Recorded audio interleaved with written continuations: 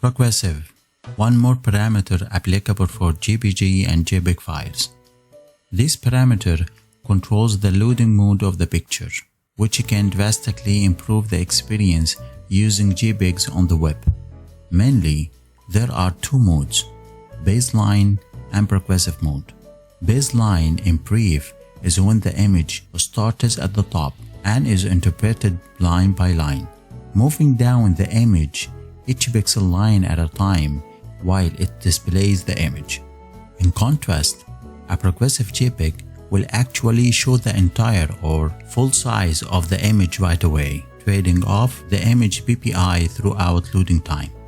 Progressive parameter accepts Boolean value and by default it's false, which means by default JPG and JPEG file will be created as baseline, unless you specify the progress parameter equal to